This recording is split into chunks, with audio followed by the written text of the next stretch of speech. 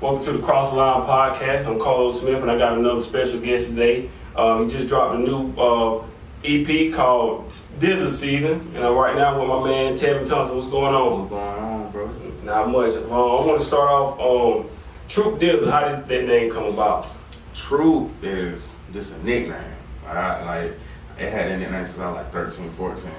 But I was going by Troop Diligent, and I'm really into underground hip hop. So I was like, man, I wanted to have a name. You know, like everybody got a name, like Notorious, B.I.G. or Biggie Smalls. You know, everybody got a different name.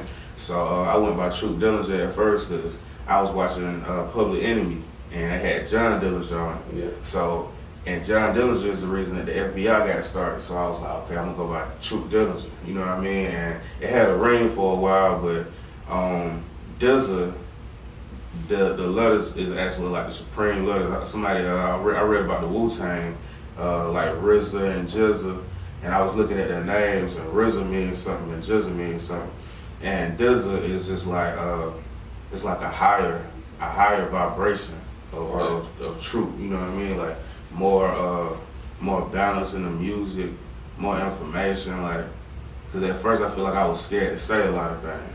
You know, because it's like you want to feed into this market, but Troop DZA is just like the second coming of Troop DZA. I'm gonna put it that way. So when did you actually start making music?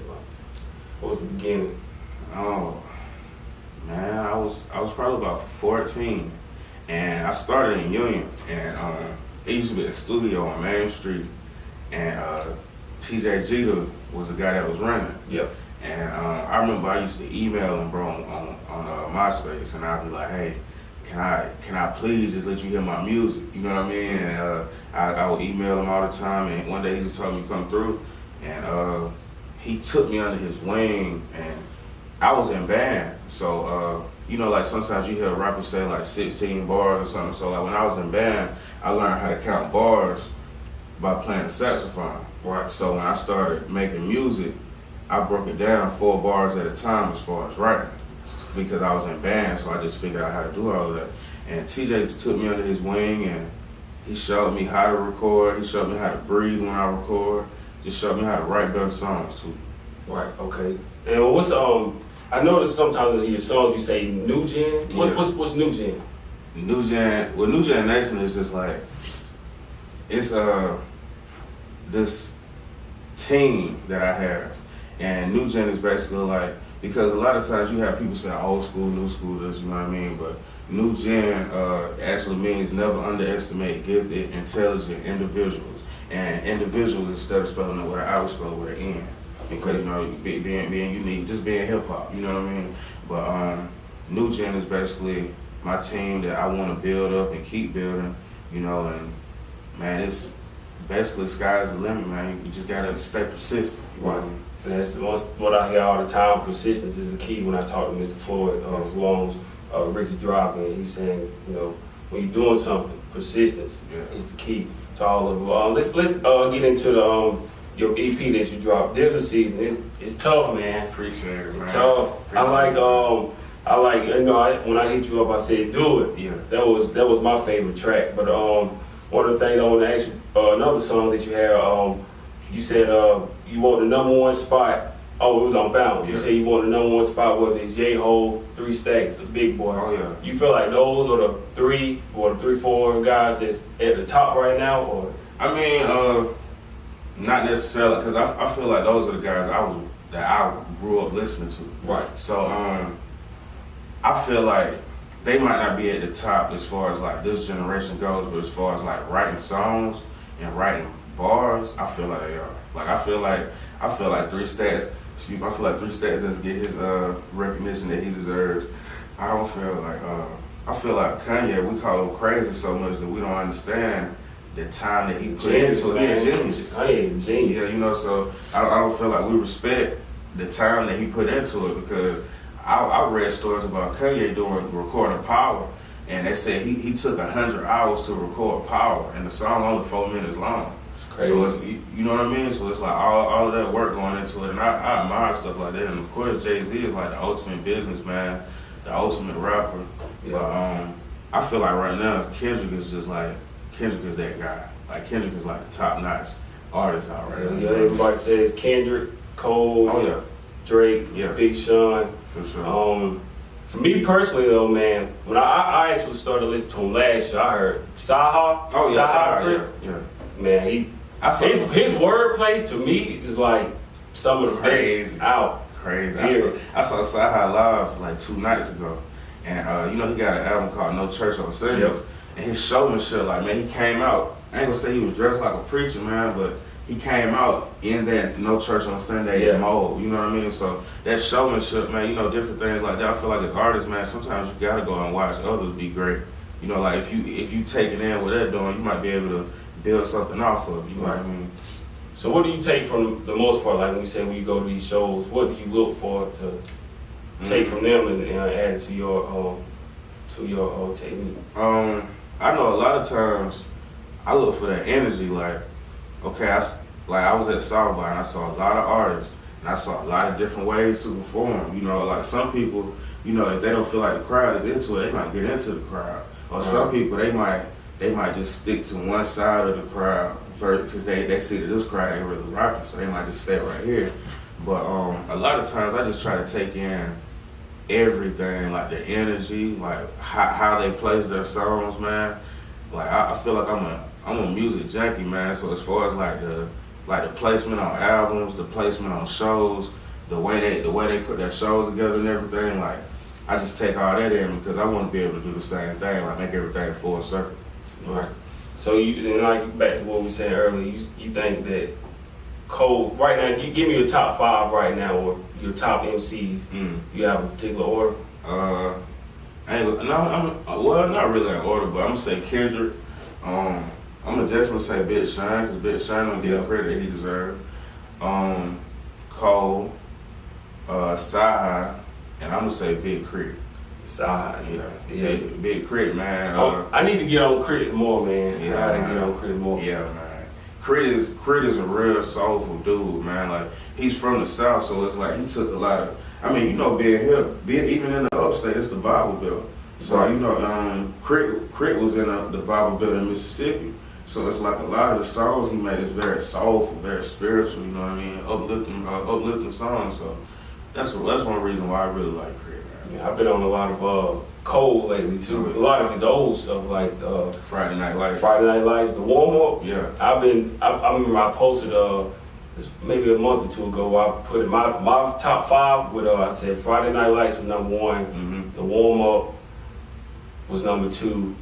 Then I had Born Center. What was the Forest Hills Drive? Yeah. And then For Your Eyes On. I don't even like For Your Eyes On. I couldn't get into it.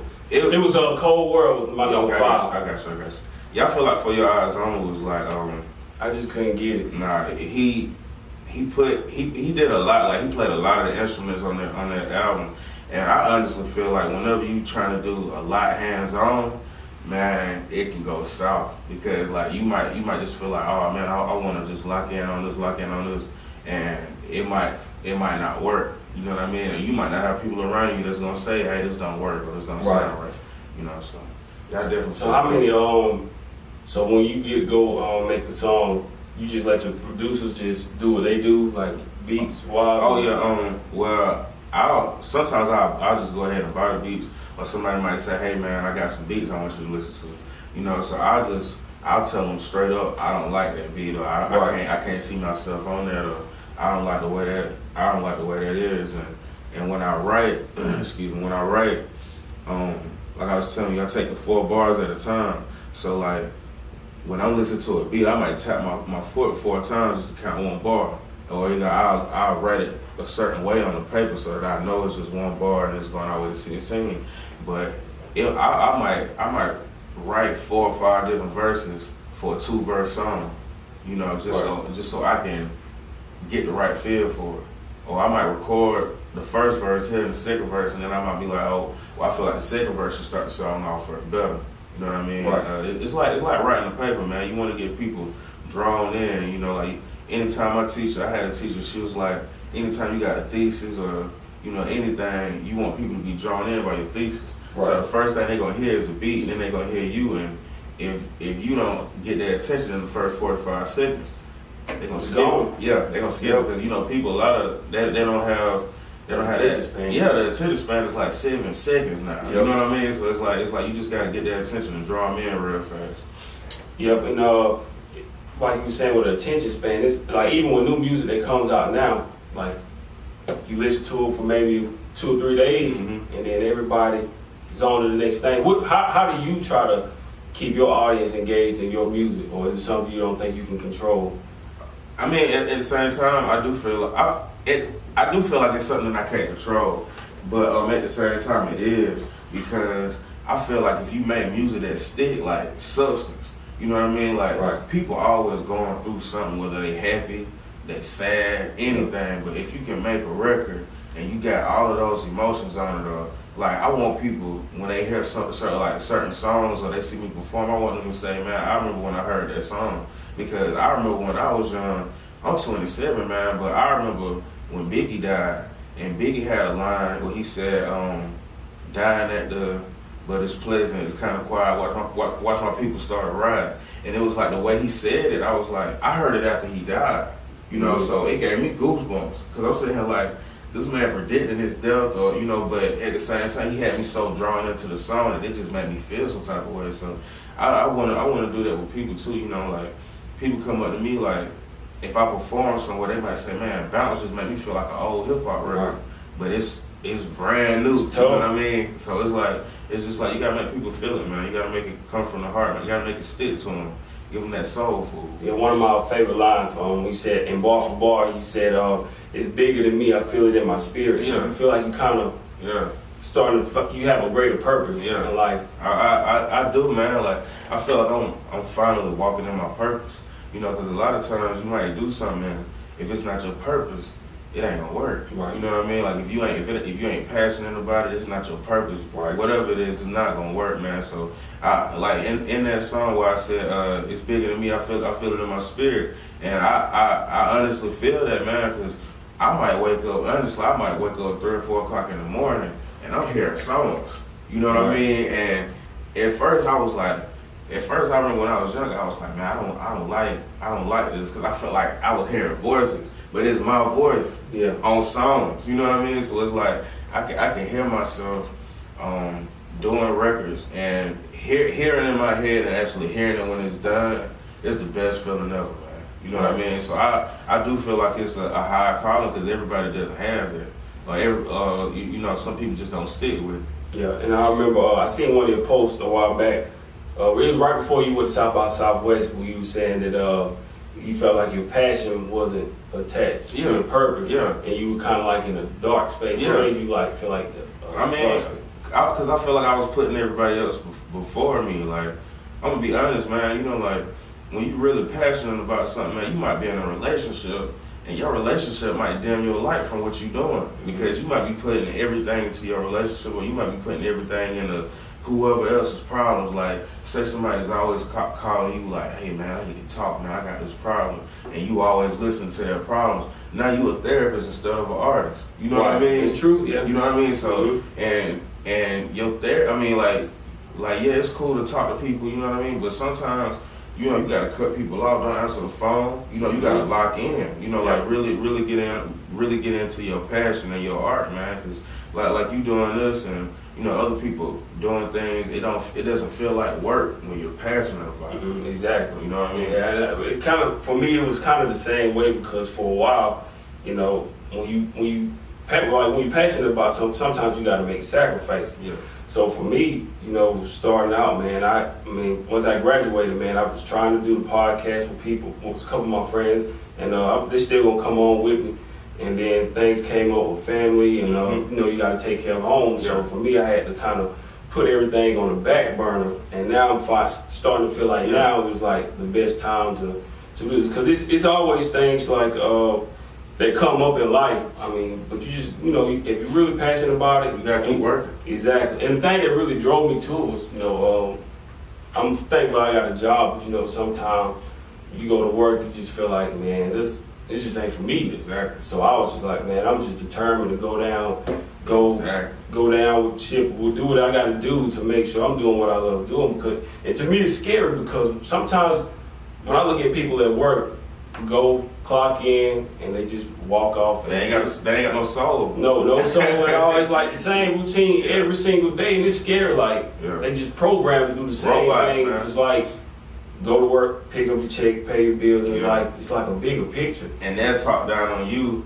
because they've been stuck in the same rut, like this little spot for 10, 15 years, and you actually trying to better yourself. Exactly. You know what I mean? So, like, man, I see that a lot of times too, man. It's like, like your supervisor, my supervisor might say something to me, and I'm like, man, you don't even know who you talking to. You know what I mean? Like, that's how I am in my head, because I'm like, man, I ain't going to be here forever. You know what I mean? And I don't plan on it. I plan on, man, because, like, being from South Carolina, man, we don't have too many artists to represent us. Like right now, Charlamagne is a DJ, but he's the biggest thing we had. That's a fact. Yeah. You know what I mean? So it's like you got Rennie in Columbia. She just signed to QC, and there's a couple other people that got record deals now. But how can we advance the culture? If nobody's making good music, or if we just get caught up being robots instead of like stepping outside of the matrix and actually trying to do something better ourselves. And they say that's one of the things.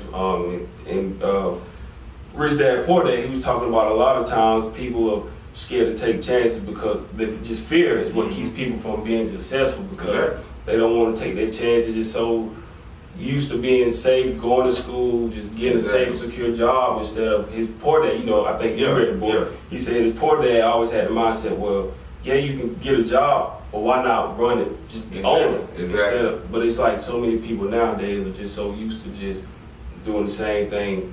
I mean, and then like representation means a lot, man. Like when you see something, like when you see people being role models, whether it's on TV or whether it's just like I said, TV or just like the radio, man. Like when you hear people that inspire you, or like people that came from where you're at, and they took it to another level, that's supposed to inspire you. But I feel like a lot of people, they just feel like, oh man, I can't do that. You know what I mean? Like, I'm gonna tell you, man, I feel like I manifested South by Southwest for years. Like, I used to sit and watch videos, people performing at South by, and they wasn't even big artists. I was just watching them, because I was like, man, I'm gonna be there one day. Right. You know what I mean? So it was like, to actually go and experience that, man, it was something that I'll never forget. I definitely So how did that come about anyway? Okay. I was doing these shows in Atlanta at Apache Cafe, and my guy Mike Sick, he hosts the bar exam. It's the last Friday of every month, and if any artist is looking into getting some exposure, I highly suggest doing the bar exam at least one time. Because you might be in a circle where everybody might be saying, man, you hot, and you go to Atlanta, and I'm gonna tell you, Atlanta will eat you up. You know what I mean? And I got booed down there one time, and it hurt me, man. I was like, man, but I took that criticism because I actually went down there, and you gotta take in where you performing at and the type of mood they in. So it's a Friday night, everybody got off, people just want to be entertained, and I was looking at it like this is a competition. So I really went down there like really, really rapping, and it was like, you can rap, but this ain't the right song for this night. You know what I mean? So my guy Mike said I did the bar exam at least 3 to 4 times. So we were in a group chat one day, and he texted me and said, are you going to South by? And I was like, why? I was like, I had no plans of going to South by. This is like a month and a half before South by. So he said, if you go to South by, I have a slot for you. Cause like he saw me perform multiple times. So he saw the potential. Yeah. Even when I got to South by, the first thing he said on stage was, Troop hasn't won the bar exam, but he leave everything on the stage every time he performs. So I respect him for even looking at me like that. Like he's seeing the potential, you know what I mean? And I want to say the last time I did the bar exam, because the bar exam is all about the amount of support that you have in the room. I feel like I won over the whole room, but it was one guy, the guy that beat me, he just had more people than me. Right. And even after the bar exam was over, Mike came up to me and was like, man, I thought you won. You know what I mean? Yeah. Because I thought I won. You know what I mean? So it's like doing the bar exam and experiencing that, and him actually hitting me up, and then I went online and got the music badges, and I was able to go to workshops, you know, learn different things. Like I was in workshops, anything I could learn, bro. Like I went to a workshop about TV theme songs. Cause I was like, I wonder how they do theme songs and if it's the same process of me writing a song. Mm-hmm. So they had like maybe 6 versions of this theme song for these TV shows, and you know they went through all of them, and some of them they kept saying if it has too many syllables, like you saying too much on the hook or you saying too much on the theme song, you know, it throws people off, so it might sound jumbled, you know. So I took that in. As you know, when I'm writing hooks or anything, you know, you want to get stuff stuck in people's heads. Right. You know, that's why like with work, I honestly I couldn't stand it at first because it kept going around. You know, in my head. It was like I go to work, you know, and but I realized, you know, people love that. You know, and it's some people like I had people hit me up like, man, I listen to that at football practice, or I listen to that before I go to work for real. You know what I mean? So it's like I saw the video yesterday. What you said we're down in Atlanta, and the guy was listening to it. Yeah. I was like, that's dope. But see, he heard about me the first time I did the bar exam in Atlanta. Mm-hmm. I got a buddy down there, and he let him see he let him see the work video, and he was like, man, I did that on iTunes. He was like, cause I ain't got Facebook, you know. And there was people saying stuff like that to me, and at first I was slacking because I wasn't putting stuff on iTunes. And I might record like 20 tracks, and I might say, oh man, it's about to come out, and then it never came out. You know, so this time I recorded like 15, and I just picked the best 5 over the past 5 months, and I just put them all together, you know. But I feel like DZA season, it was done for a long time. Like it might have been done back in December, but just me plotting and putting everything together to a few more months.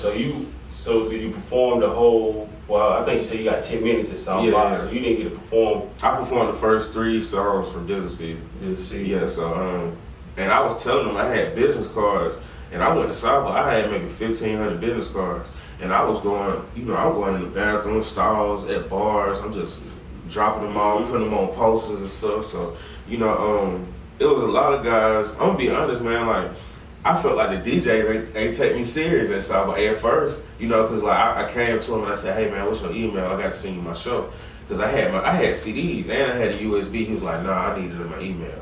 So I kept asking him. He was like, hold on, man, you know, I'm trying to get this stuff right. He ain't take me serious. Right. So after I sent him the stuff and he seen me perform, oh man, I gotta get your number, bro. You know what I mean? Like, yeah, you know, because it's a different energy. Because a lot of artists, man, like when you think about hip hop artists, they're flashy.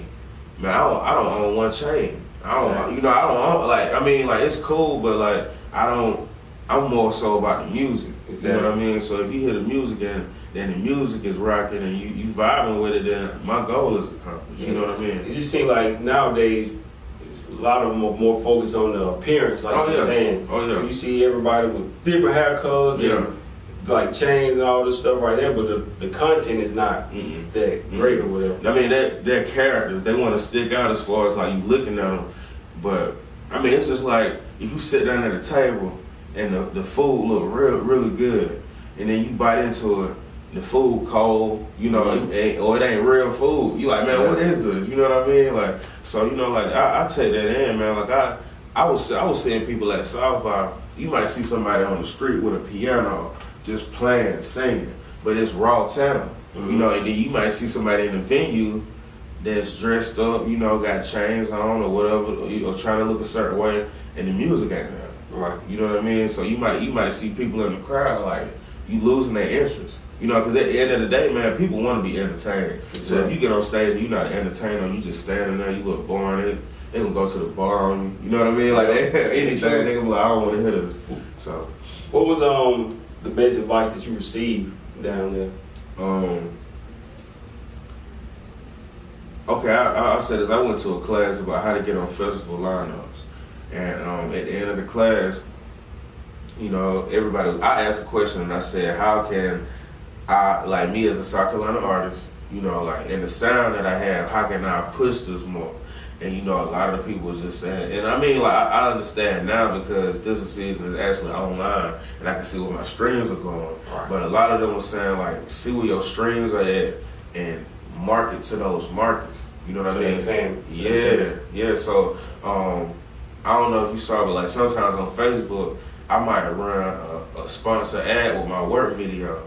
But now it's free game too, so artists, if you listening, listen. I will select a certain crowd, or like I would look at my streams and I'll say, okay, if Atlanta is doing this, you know, I look for the hottest artist in Atlanta, and I might market to his crowd. Right. And just try to pull them in, because they might listen and be like, okay, who is this? You know, like, or you might be in Atlanta, I might just be popping up on your timeline. You don't know why, but it's because I'm marketing to your city, or I'm marketing to a certain artist from your city, or either I'll look up whoever's the hottest MC or R&B artist, and I will market to their fans, like straight up. I'm like, okay, I'm gonna try to steal some of your fans. You know what I mean? Because I feel like I'm just as good as they are, and I feel like if this goes the right way, you know, somebody else is gonna do the same thing. Like somebody gonna be like, man, I'm gonna market the Troop fans, or I'm gonna market the South Carolina. South Carolina has a market, but we don't necessarily buy music. You know what I mean? So it's like you just gotta go to where everything is good for you and your family. Do you feel like you get enough like local support around the area, or do you think you just? I'm gonna be honest. I don't. You know what I mean? I feel like I do. Like, I get a lot of love on Facebook, but I can see who's streaming the music. Right. You know what I mean? So it's like you might say, "Oh man, this is dope. But if you're not streaming it, you know, like you're not sharing it. Like, what are we doing? You know what I mean? I feel like a lot of people, they don't understand the gist of it, but it's deep as far as like understanding like how you gotta market or understand it. Because I'm gonna be honest, I don't market to the upstate. You know, like I haven't did a show in the upstate in years. You know what I mean? So it's like I'll go to Atlanta or I'll go to Charlotte and do these shows, and you know they'll show me love and stuff, and it's like I come home and it's like because people know me or they feel like they knew me in school or something. You know what I mean? Right. It's like they'll take you serious, but only to a certain point, because it's like we heard the story before. We seen people go down this road saying they want to be a rapper, but I don't even say I want to be a rapper. I want to be an artist, man, because I want to do everything. I want to be hands-on with my videos. You know, I want to be hands-on with everything, because if I'm writing the music, I'm already seeing the video. Mm-hmm. You know what I mean? So it's like I want to put those two hand in hand and just take it to the next level. Because if you say rapper, it seems like they try to box you in as just a rapper. Yeah. Like that's the only thing you can do. Like you saying, being behind the scenes, getting hands-on and stuff. Like, and I would say, let me for sure, man. I'm gonna say this, like being in South by, I looked at the venues that they were booking hip hop artists in, right? And you might go, I'm just saying, like, okay, man, honestly, I saw an Asian funk band, and it sounded so. Where's the disconnect you think that is with hip hop? I feel like it's a connection, but at the same time, I feel like I just don't feel like people are putting out music to make money. You know, like people. I mean, it's easy to make money in hip hop. I mean, it is. Like, I'm gonna tell you, man. Like, if you got a gimmick, like prime example, man. When Nicki Minaj came out with a pink hair. Her name is Nicki Minaj, like Minaj et Trois. Mm-hmm. You know what I mean? She marketed to, you know, the gay crowd, the lesbians. She marketed to them, you know, and she came up off of them because they stood behind her, because they thought she was one of them.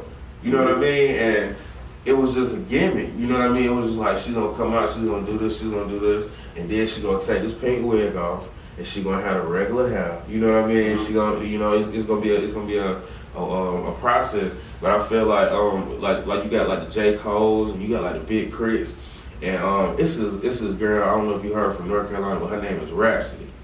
And, Rhapsody. She dropped an album. Yes, she has an album called Layla's Wisdom, and it's produced by Ninth Wonder. But when I tell you, she can wrap circles around anybody, man. You know what I mean? But and she actually has a good album, you know, and she made soulful music. And I feel like a lot of times, you know, like you gotta have balance. And I feel like with hip hop artists, even I want to say in Bar for Bar, I got a line where I said something about artists either being too conscious or they either trapping, and they ain't got a balance. You know what I mean? Like the conscious dude could have been a trapper, you know what I mean? But he don't want to talk about that because he feel like that ain't my crowd. But you gotta tell your truth, you know what I mean? If you tell your truth, you might have another guy that like, man, I felt the same exact way, man. You know what I mean? So you just gotta make a connect, man. Give him that soul food, give him something that's gonna stick to him, man. You know, make it last. Right. And I think that's one of the reasons I listen to J. Cole a lot, especially a lot of his old stuff, because of like stuff that I can relate to. Exactly. Being in school, not having money. Exactly. Stuff. I mean, it's real, man. I've been there. It's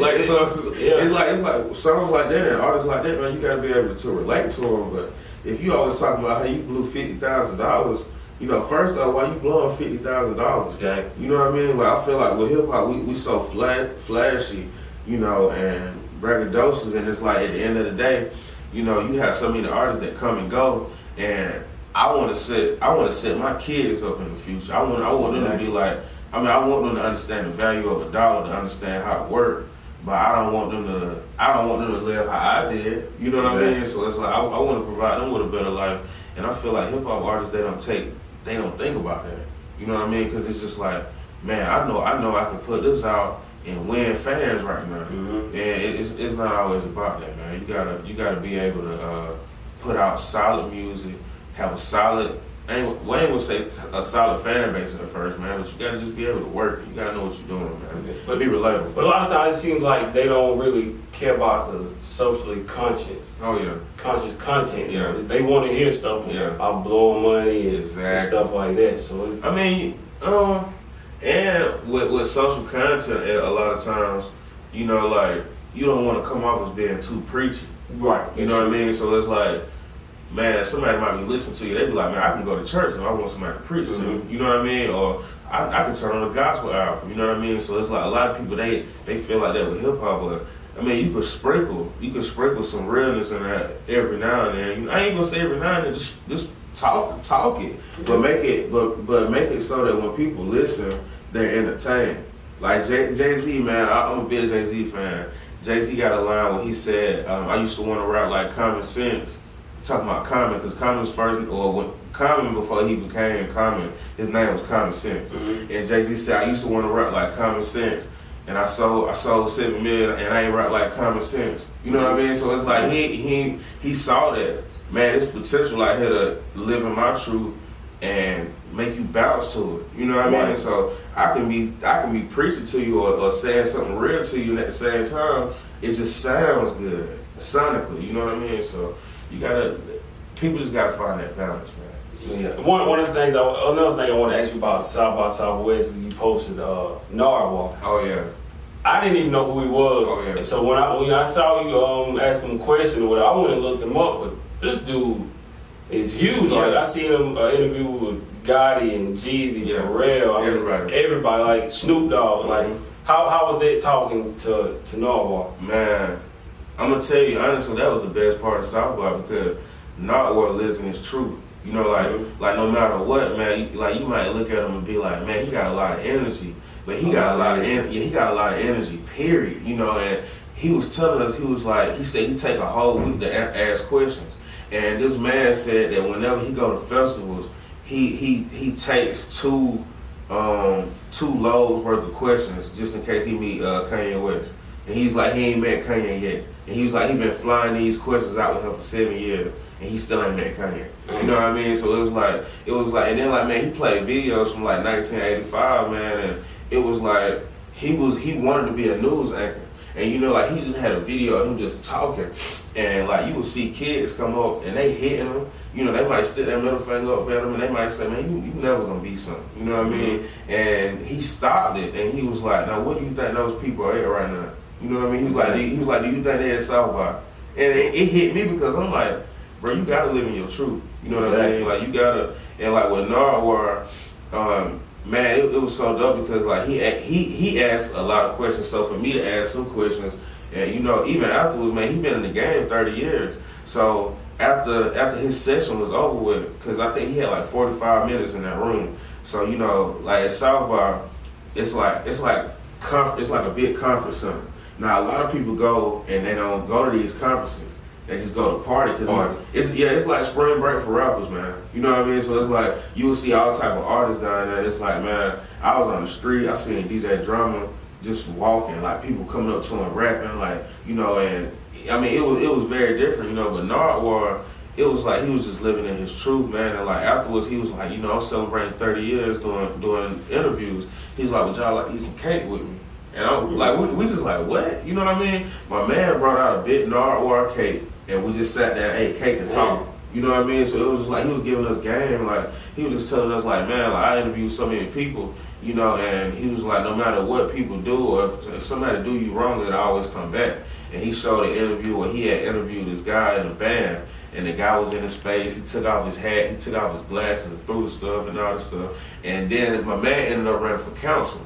And this kid saw the way he did the Nardwuar, and he was like, you need to apologize to Nardwuar, you know, or he put the video out, he just kept sharing it. And he was like, do you see how you treated Nardwuar? How do you think he'll treat a community of people? Exactly. You know what I mean? So it's like, man, everything that he was saying, I was just like, it was heavy. Like I was taking it in. You know? I was like, man, whatever he owned, that kind of energy, man. Yeah. I was like, I need to try to figure out what he's wide open, man. And even man, he had so many stories. You know, and he was saying how he goes. Man, he had the funniest story about him interviewing Snoop Dogg.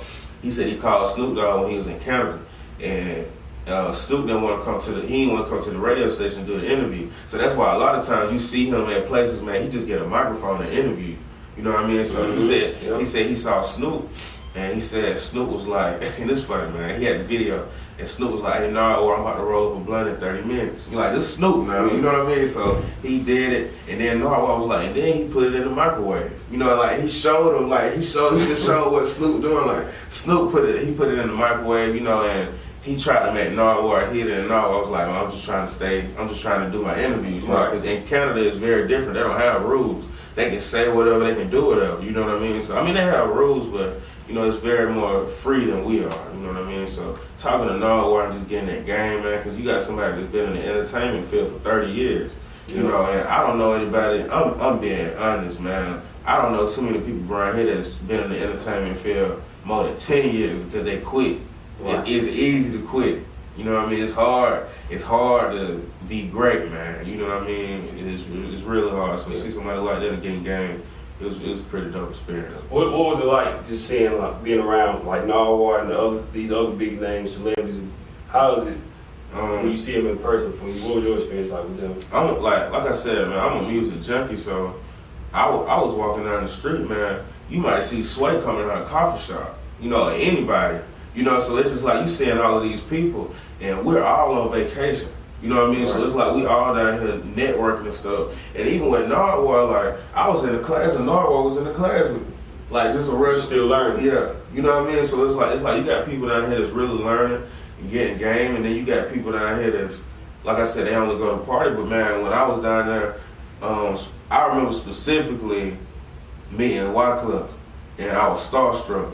And man, the only thing I could say, like we were at the bar, and I said, "Hey man, who are you?" And he was like, "Don't play, you know who I am." He was like, "You at my show?" You know what I mean? Yeah. He's like, "You came to see me," but he was laughing. You know what I mean? Like we shook hands and everything. I was just like, "That's crazy," you know. And then like I went to a T.I. show, and T.I. was in the airport when I'm leaving to go back to Atlanta. He ain't riding our plane and that. You know what I mean? But you know, you'll see him and he's trying to hide. And then like I met Beanie Siegel, and it was like Beanie Siegel got off stage. I'm just going to get a beer, and Beanie Siegel right here. You know what I mean? So these are people I've looked up to, or people that really put in work. And I'm just like, man, like you still here 10 years later, man. Like you know, like the next time I go, I'll be more prepared than I was this time. But it was definitely times where I was starstruck. Like I might be walking in the mall and I see somebody and it's like, man, that's so and so. But I don't want to go up to him and talk to him because I don't want to feel like a group. You know what I mean? You know what I mean? So it was a good experience. The best, some of the best advice that I learned when I cover ACC Media Day my senior year at Upstate, and some of the best advice I still remember to this day. So you see all the coaches, they have a couple of players from each team there, and then just walking down the hall, I seen Coach K. And Coach K spoke to me, so I'm like, dang, that's crazy. Yeah. Somebody you grew up watching on TV. Exactly. I seen Coach K, Boeheim, Patino, all these guys. But I remember just when they put him on the podium, and I was sitting behind this lady. Her name is Vashti Hurt. She's dope, man. She got her own website, Carolina Blitz. If you're listening, make sure you check her out. But she gave me some of the best advice. I remember it was one of the, I think the coach from Jamie Dixon from Pittsburgh had just left the podium, and I was just sitting down looking. I was like, man, I'm just nervous. So she turned around and looked at me. She was like, I was like a couple of years ago, I was just starting out, and I was just like you. And she said to me, she said, the best thing to do, these are your peers now. She said, is if you just remember that, because if you put them on a pedestal, you already lost. Yeah. So she was like, just treat them like they're regular people. So true. They're regular people. So after that was some of the best advice. So when I saw her again the next year, I think even whenever I see her again, I'm gonna thank her again, because I still remember that to this day, because they just normal people like everybody else. Got a normal life. And that's some great advice, man, because like they're normal and they put in a lot of work to get where they at. Yep. So like if you put them on the pedestal already, you can't even get game from them, because now they're looking at you like a fan. You know what I mean? Instead of looking at you like a peer, they're like, what do you really want? Like, you want a picture? No, I don't want a picture. I want to learn from you. I want to pick your brain. And like there was a lot of people that saw about like even going to the classes, man. Like Zaytoven, I didn't get to go to Zaytoven class, but you would see Zaytoven just around or like in the conference center, and you would just see all these different people, and it's like everybody got classes, everybody going, and then you would meet somebody. Like I was in the class with the head of NBC's entertainment field, and she's the woman that picks all of the theme songs. Like if Law and Order switched up their theme song right now, she's the one that picked it. And she just looked like a regular woman. You know what I mean? But it's like, hear her talk about the stuff, or hear her, talk about how, how to make commercials, or how to write songs for commercials, write jingles. Like I was going to these classes to figure out their writing process. And at the same time, I was learning more about my writing process, because it's like, if they're making theme songs and you got 30 seconds, or not even 30 seconds of theme songs, like 30 seconds with a commercial to draw people in, get people's attention, you gotta have them in 30 seconds. So if I'm trying to figure out how this person is writing to grab people's attention, I gotta get them to go to these classes. You know what I mean? So I'm gonna be honest, bro, it'd be nice. It was probably about 2-3 days in a row. I only slept like 3 hours down there, because it was like you would go to sleep, you would wake up, and now you gotta go do something else. Like I was at the White Club show, I was just speaking about that. And it was the guy that was hosting. He said, if there are any MCs in here tonight, go to Sway's in the morning on 7th Street, because we were on 6th Street. He was like, go on 7th Street, and Sway's gonna be there. He was like, you can sign up to get in the cipher. So I see people leaving, so I'm thinking like, man, I'm having a good time. I'm watching White Club, so I leave probably about 2:30 in the morning. I get to Sway at like 6:30, and there's people lying around the corner. And they hungrier than I was. You know what I mean? Yeah. So it's like look, I'm like, the show didn't start at 7. So to see people lined up like 6:30, and then there's people talking like, man, I've been here since 4:30 just to make sure that I was gonna rap for Sway.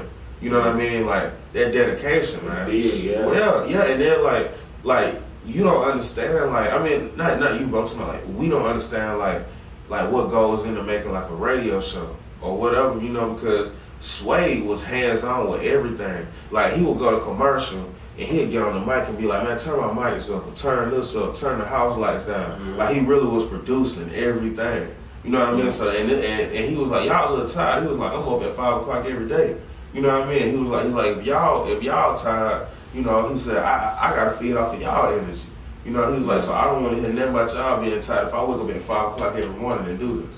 You know what I mean? So, hearing stuff like that and seeing how these guys carry that stuff, man, it meant a lot to me, man. I just learned. And it's like when I talked to Mr. Floyd, I was asking him, because when I look at like I was telling him, like Steve Harvey or anybody like that, they always have like a daily routine where they might get up early in the morning, go work out, read something, and then boom, just go do what they gotta do. Like, the other thing that's important, you got like a daily routine that you try to get into before you start making music or anything? Most definitely, man. Like, even still working and everything, like, man, I try to get up, because I read that the first 90 minutes of your day should be for you. Like, whether it's working out, whether it's reading, man, like, I try to wake up and be productive. Like, this morning I got up like 5 and I went and worked out. you know. But I, like, to me, I feel good about it because I might go and work out at 5 or read a book or something, and then you might get to work and you hear people talking about, man, I'm tired, man. You know, I ain't sleep nothing but 7 hours last night. I slept 3.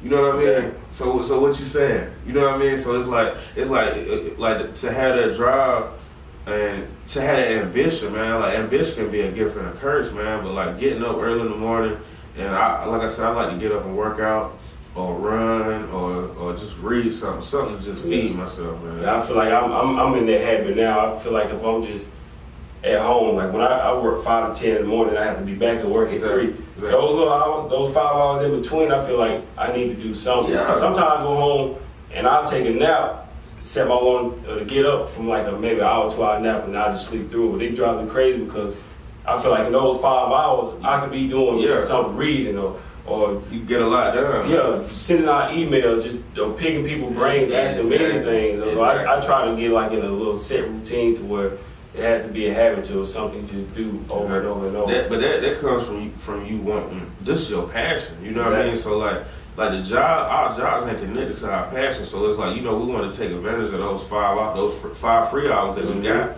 you know, or anything, you know, like, I'm gonna be honest, man, I remember my mama, like, we was talking about South by. And it's like no disrespect to my mom. If you hear me, I'm sorry. You know what I mean? But I remember we was talking about South by, and she was like, "You need to slow down. You know, you doing too much." And I was like, "I ain't did nothing." You know, like because I have such high expectations of myself. And she was like, "I don't care about South by. I don't care what it is." I said, "You gonna care one day, because this gonna open doors for other things." You know what I mean? Even just like me going to Atlanta and doing shows. Man, like I said, man, I got booed, man, and man, it hurt me so bad, man. I was like, man, I couldn't understand why they booed me. But ever since then, you know, they just showed me like, man, you can't stop. Because the old me, I would have got booed and I would have never went back. I've been back 2 to 3 times since then. And every time, like they break us up into 4 rounds, I won my round every time except that time I got booed. You know what I mean? So you just can't be discouraged, man. I remember I read Steve Harvey's book, Jump, and he was talking about how he was just going around. At one point in time, he was homeless, so he just had all the stuff in the car. Exactly. And he just got a phone call to go host Showtime at Apollo. And he was like, it was a comedian up there, got booed off the stage. He said the guy went outside and talked and sat down on the stepping stool. And he's like, man, you all right? He said, yeah, just I never got booed before. Turned out it was Jamie Foxx. See, that's crazy. Yeah, exactly. But I mean, like, you got to take that in, man. You got to. And I read a book by Steve called Think Like Success, Act Like Success. And I remember reading it, and he taught his supervisor that he was gonna quit. He walked in and he had his box and he said, "Hey, I'm gonna quit." And his supervisor was like, "Why?" He's like, "Cause I want to be a comedian." He was like, "Man, Steve, go put your back." Yeah, I know. And he said he told him he was talking to a coworker, and the coworker was like, "Man, why you didn't quit?" And Steve said, "You know, he taught me at the stand." And his coworker said, "Does this man drive the car you want? Do he got the house you want? You know, is he like a role model? Do you look up to him?" He said, "No." He was like, "So why would you listen to him?" Exactly. You know what I mean? You can't let him dictate what you do. Exactly. Man, you just gotta keep going, man. Now look what Steve had. Look what Jamie Foxx said. Exactly. You know what I mean? You can't stop, man. Big time. It's like you never know what people grow to be, man. Exactly. So, and I think that's important because just watch them and goes along with just treat them with respect, because you never know what somebody going through or what it turn out to be, man. Exactly, man. And going back to South by, man, I'm gonna tell you, like, it was this thing called the Artist Village, and they gave us free free food, free drinks, whatever we want. You know what I mean? So it's like you go in here, and I promise you, you don't like any of the artists that say South by that's an official artist is going around doing stuff. I took the time to get to know. Well, I tried to get to know him because it's like I don't know who you are. You might blow up or something. You know what I mean? And we was just rubbing elbows. You know what I mean? I might have your phone number or something. I might need you as a connect, or you might need me as a connect. So it's all about networking, man. And never ever, man. Whenever you're in the room with somebody, never, because Beyonce. They say even Beyonce introduced herself to everybody. Even though we know who Beyonce is, she's still humble enough to say, "Hey, I'm Beyonce." It's big, man. You know what I mean? Like, you get like introducing yourself and showing yourself, man, it go a long way, man. It's just being humble, man. And just being willing to learn stuff. Exactly. Like you said with Narwhal, sitting in class. Yeah. Somebody big as he is, still willing to learn. I think that's huge. You gotta learn every day, man. My grandma used to say, "Wake up with the glass half empty." Wake up with the glass half empty and not have something. You know what I mean? Full. Yeah, but you just gotta learn, man. Like don't think that you know something all the time.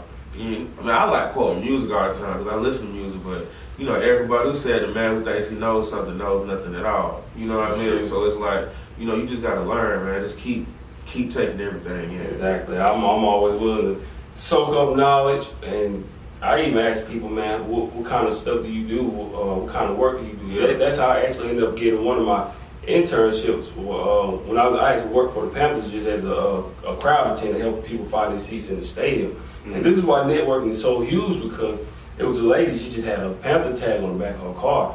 And I said, I went over and talked to her. I said, ma'am, you a Panthers fan? And she said, yeah, and my husband, he works for the Panthers. He's security for the Panthers. He's over security for the Panthers. Mm-hmm. And she said he's getting ready to retire. He's been there over 20 years, getting ready to retire.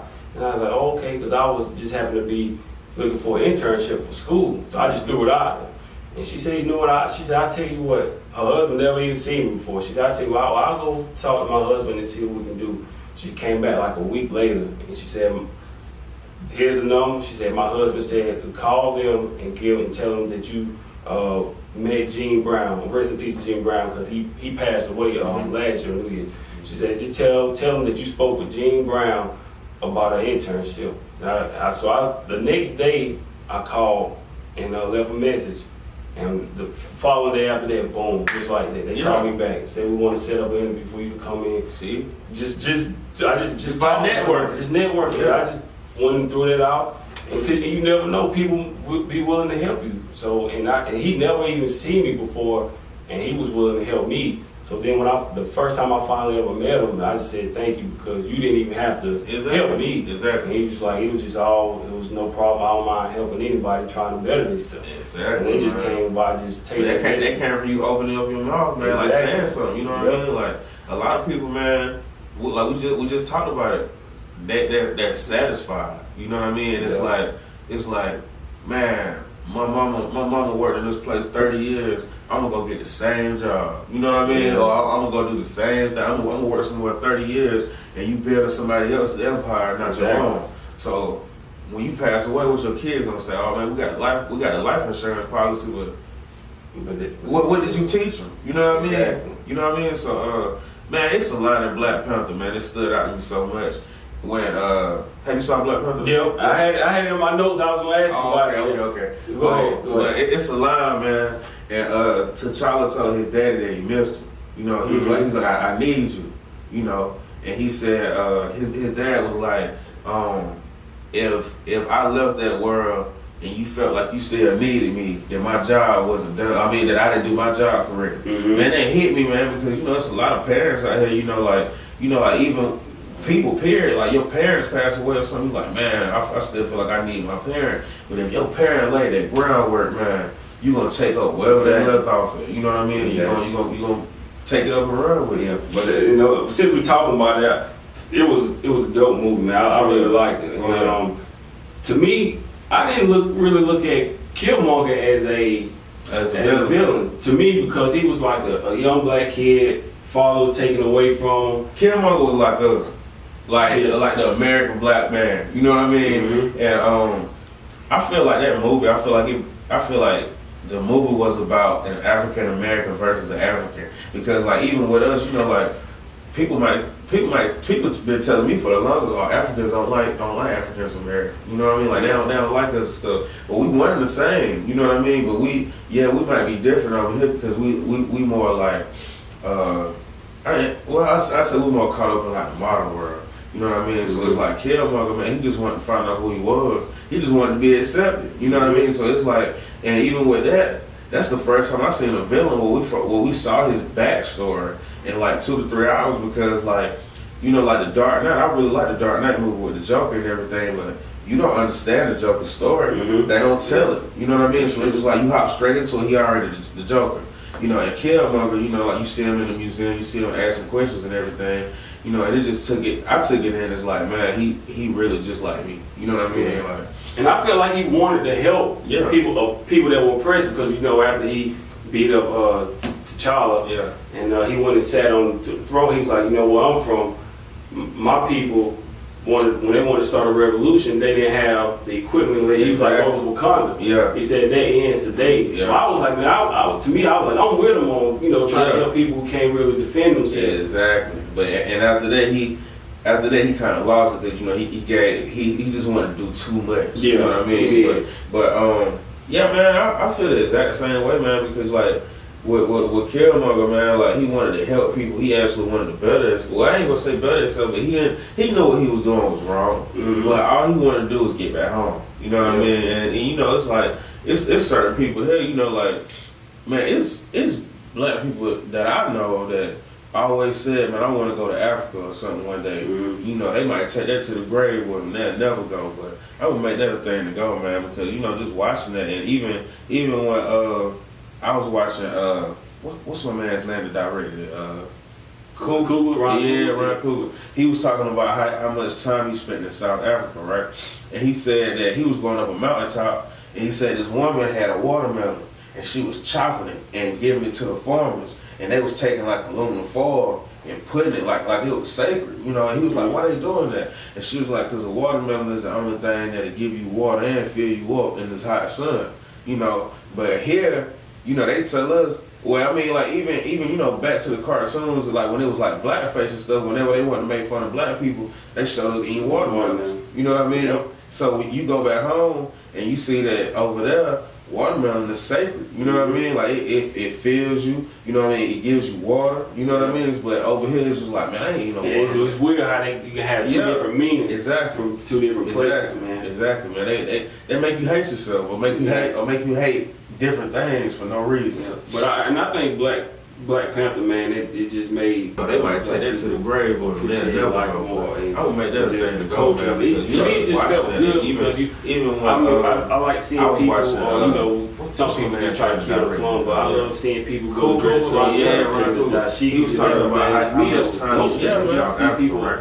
People said that he was going to the mountaintop, and he said the woman had a watermelon. When Star Wars came out, the Last Jedi, I went and was taking like Darth Vader. You know what I mean? I love it. To hear people, to see people doing that in Black Panther, and seeing, I'm gonna be honest, man. Like seeing the greatness of Black Panther, I feel like they tell us. Well, I mean, like even back to the cartoons, like when it was like blackface and stuff, and they were there. I was like, it's crazy how like water music, and you know what I mean.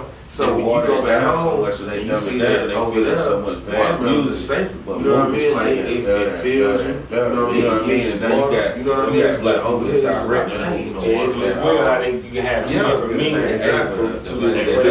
Yeah, like that 13. They make you hate yourself. Make you hate. Man, she the first black for no reason. One that's direct a Disney movie or direct a big movie like that. They have like a that's bad. Like it's 2018. You know what I mean? So it's like, to me, it just felt good. I like seeing people, or some people just try to kill the fun. But I love seeing people go dress up and the dashikis and everything. To me, that was dope. Yeah, man. Let's see people switch back over. A couple more questions. I mean, like, man, like I love Star Wars. What do you think came out? The Last Jedi. What's the criteria? I had all black like Darth Vader. You know what I mean? Like, cause like, man, I love it. It's like to hear people. To see people doing that, Black Panther, to see, I feel like, I'm gonna be honest, man, seeing the greatness, you should have a song that I feel like it should inspire. You should have a song that's gonna, you know what I mean? And thing. I was talking to my brother about the song that I was like, it's crazy how like women, the music industry, like you're a woman, they water it down so much, so they dumb it down and they feed us so much bad music. But movies keep getting better and better and better. You know what I mean? And now you got black people that's directing movies, and I forget her name, Ava, the lady that did, the lady that did 13th, and now she got the other Disney movie. Man, she the first black woman to direct a Disney movie or to direct a big movie like that. They have like that's bad. Like it's 2018. Exactly. You know what I mean? So it's like what we been at? Like or why have people been trying to fight and keep us out of the light? You know what I mean? Because we bound to be great, man. We're supposed to be great. Everybody, you know what I mean? Exactly. Let's switch back over couple more questions about the music real quick. One of the things I want to ask you, what do you think makes a classic? What's the criteria for a classic album? That's a good question, man. A classic album will give you all the feels that you need. I feel like a classic album, you should have a song in there that's gonna make you happy. You should have a song in there that's gonna make you think.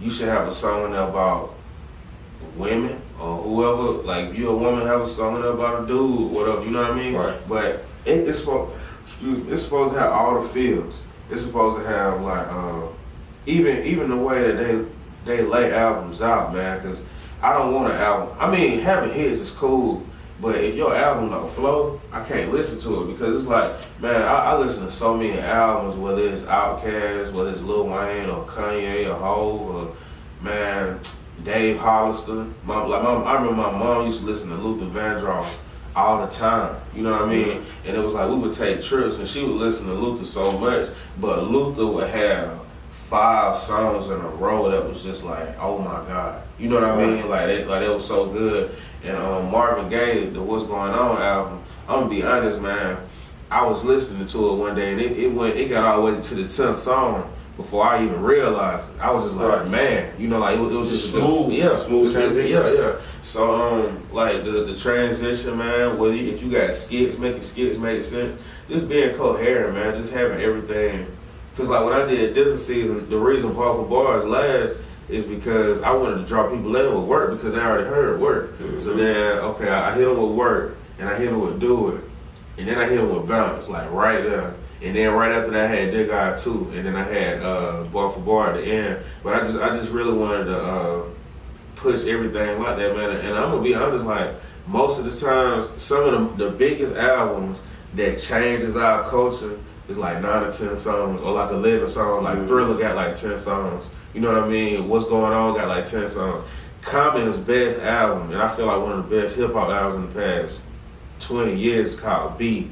It's probably like 9 or 10 songs, 45 minutes. Nas, Illmatic, like 10 songs. Classic. You know what I mean? Like all these albums, you know, like you got like 10, 11 songs, but sometimes it's about quality and not quantity. You know, because a lot of artists, they'll put out what we call album fillers. And an album filler, it's a song that you might not even think is, I'm gonna call it a B-side, like when they used to make cassettes. And on cassettes, all your hits would be on the A side, and then on the B side was just like the songs like the throwaways.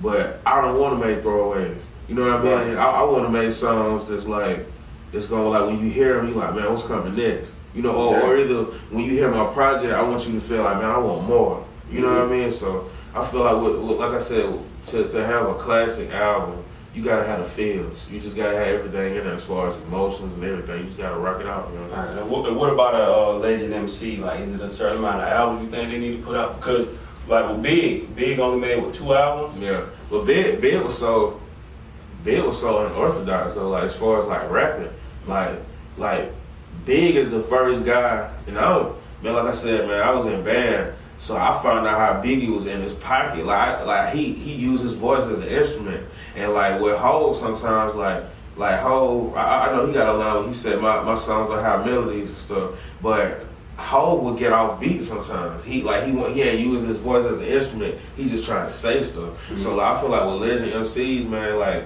they would get to a point where like they could say crazy things on albums. Or like with man, to be honest, I feel like with Kendrick, if Kendrick dropped one more album and it's good, it's great, we shouldn't even be talking about Big and Tupac being the best ever. And that's just me, like, and I'm a Biggie fan, but it's like, man, you can't deny this man been knocking out the park, and he got a conscious album and Pimp a Butterfly, but this man gave us like 4 or 5 classic albums in a row. That's hard. But you don't think they put him on the, cause you remember Rolling Stones a couple years ago, they had him on the 10 greatest rappers. You don't think they put him on there too early? Yeah, they only had 1 or 2 albums at the time? Yeah, at that point they did, but they did the same thing with Nas. Like, Nas put out so many albums, but we still talk about Illmatic. You know what I mean? And like with Kendrick came out with Good Kid, Mad City. And I feel like at that time, and I'm gonna be honest, bro, like I bought Good Kid, Mad City and Meat Mill Dreams and Nightmares. And I hope this gonna come back to bite me, man. But I was so excited about listening to Meat, right? And I put the album on. I'll never forget, I got past the intro and I skipped every other song after that. I was like, man, I threw it out the window. You know what I mean? I had just bought it, so I put in Kendrick CD, and I remember it was my birthday, man. It was October 22nd, I was listening. And I feel like that album changed my life. Like, man, I was in Best Buy parking lot, like, listening. And I'm like, man, because it took you on a trip. Like, it was like a movie. You know what I mean? So I feel like a lot of people, they got caught up in those feels about that. And with the industry, I feel like they knew that they messed up when they gave Malcolm all those Grammys over Kendrick. And Kendrick was the best hip hop artist, you feel me? So when the industry does that to make up, they might put you on Rolling Stone. They might say he the best rapper ever. You know what I mean? But it's just like they just kissing up to you, trying to make I would put Kanye on the list before Kendrick. I think some of the stuff that Kanye does now is what kind of sidetrack takes away from him being a great rapper. Because Kanye is a legend, man. They don't all. Like we said, man, they don't give him credit, man. Like, man, it's videos of Kanye from way back when making beats for people and rapping for them, and they was just like, I don't like it. I don't like your voice. But he kept going. Like, you know, like, my man had a pink polo when he came out back when, you know, it was cool to rock big white tees, and, you know, like, he was just different. And he's still very different, you know what I mean? Like, it took me a while to catch on to some of the stuff he was on.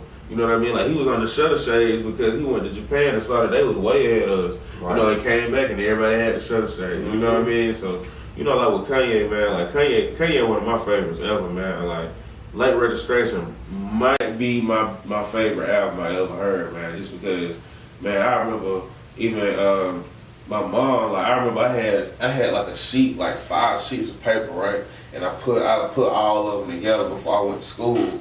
And I wrote, Mama, please buy Late Registration. Please go to Best Buy. Please go to Walmart. You know, and she couldn't find it.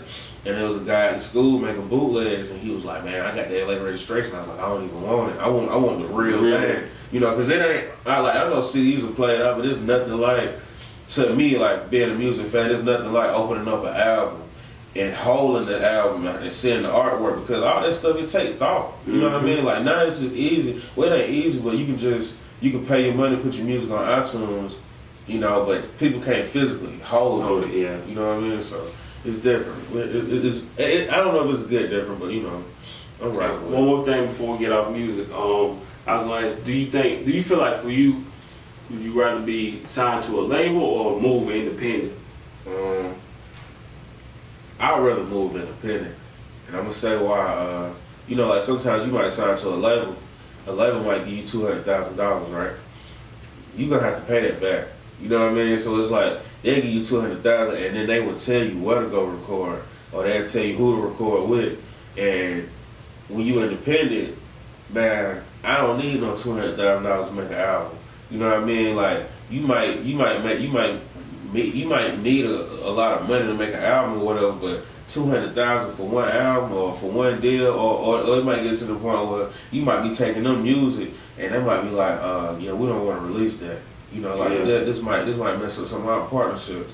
But it ain't about partnerships, it's about art at the end of the day. So I want to be in total control of my art, man. I don't want to, man, I'm going to tell you, man, it's people that sign record deals.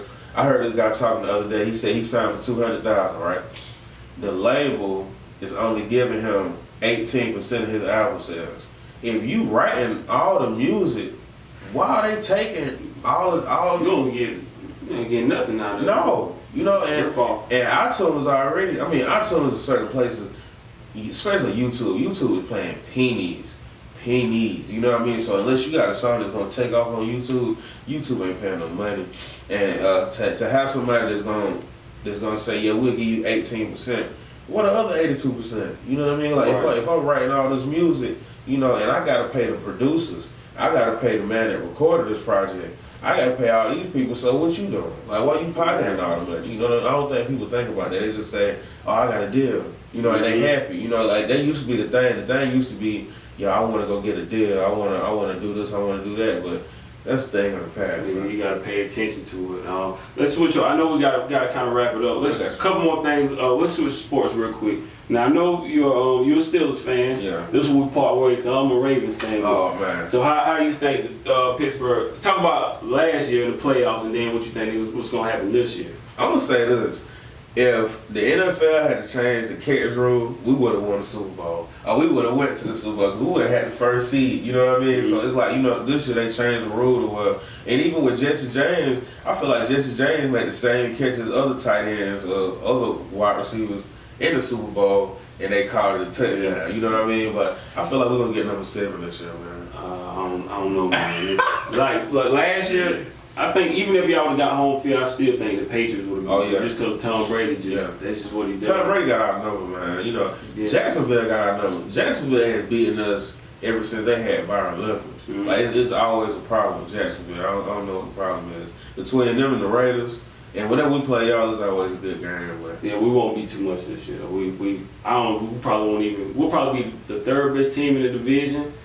Because we don't have a quarterback, man. Oh, yeah. Flacco, yeah. I remember saying last year, I'm done with him. I'm ready for him to move on and get somebody else because he's just too inconsistent, man. He look like he don't care at times. He got his money. Yeah. He got his money in the bank now, man. So he holding us hostage right now. But I think Cleveland going to beat us at least one time. I was about to say that, they're going to beat us at least one time. Cleveland always, like, when they play us, man, it's always like a 3 or 4 point game. So, man, you think about them possible against Saquon Barkley.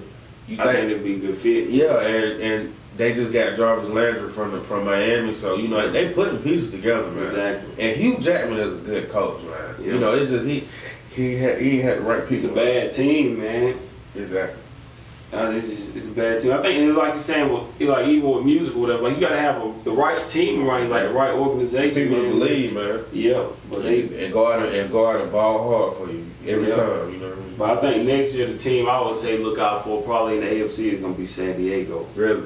Yeah. It's Philip Rivers' time. It's his time, man, and he got some weapons on offense. The defense, man, it's a solid team, man.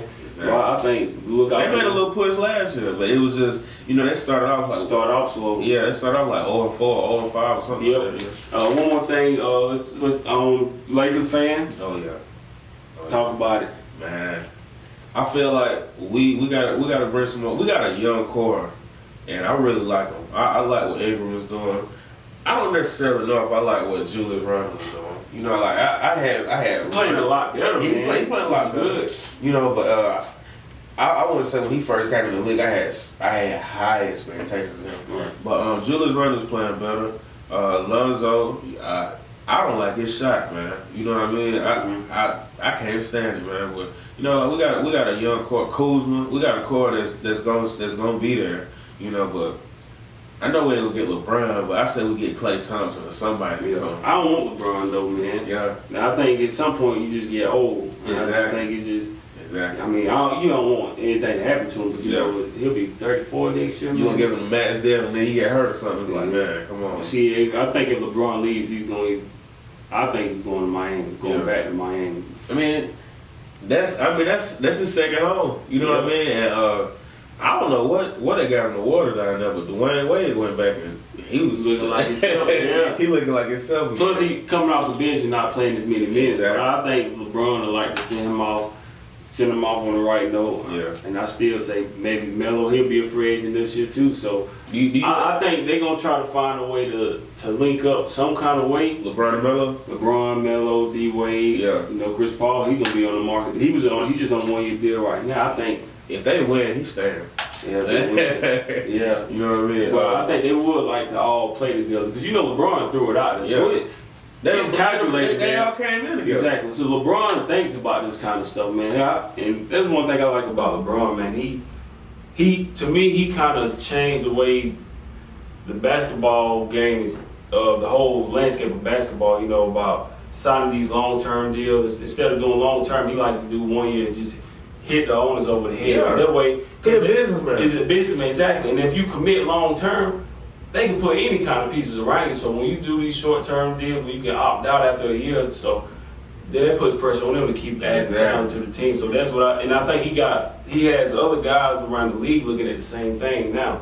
And basically, like, man, if he leave Cleveland, I feel like Cleveland gonna go back down the drain, man, because you done built so much around this man, like even that economy is based off of LeBron. Exactly. You know what I mean? So it's like you don't have that other mega star there, like I don't know what Kevin Love gonna do, but like if Kevin Love do leave, I wouldn't mind having him as a Laker or something. You know what I mean? Yeah. But you know, like pieces like that, man, Cleveland gonna fall apart. And I'm really looking forward to what Houston is doing, man. Like I've been watching Houston, and it's like, man, I just don't want James Harden to disappear in the playoffs like he did last year. I don't trust him. You know? No, I don't trust him. I think if Golden State can get healthy in time, I would probably pick. I think I'll pick Houston to go to the finals over Houston. Oh, okay. Yeah, I think Portland is with Damian Lillard and McCollum and Nurkic. Man, I feel like Damian Lillard feels like he ain't getting the respect he deserves. You know what I mean? On, man. Yeah, he slept on, man. Because my man, even what's the other shooting guard they got? What's his name? CJ McCollum. Yeah, you know, like he's real good. He dropped 42 the other night. Exactly. He dropped 42. But it's like Portland is just a small market. You know what I mean? So it's like I don't even know any Portland fans. You know what I mean? So it's like you know, like that market is just so small. We don't pay attention to that. Like plus ESPN always talk about LeBron, or they always talk about Golden State. Yep. And I don't want to see Golden State versus LeBron again.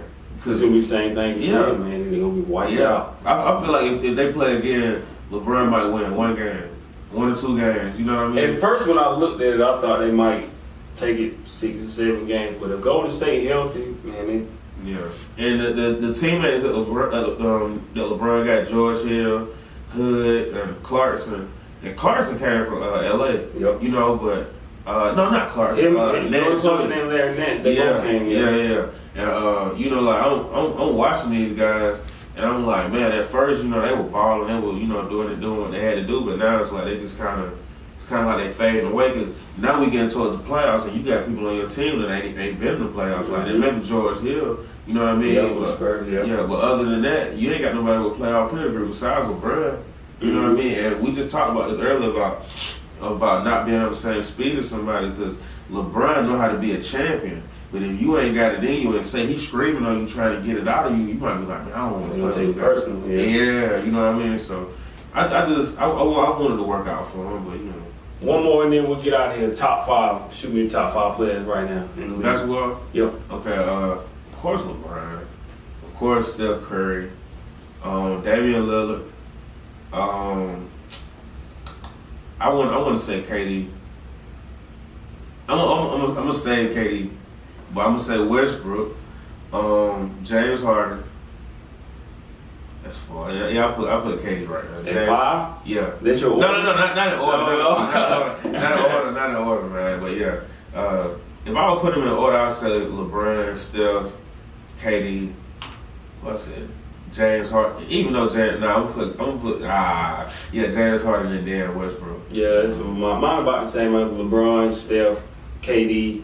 I got Westbrook and then Harden at 5. Even though Harden playing the best ball right now, all of them, I still.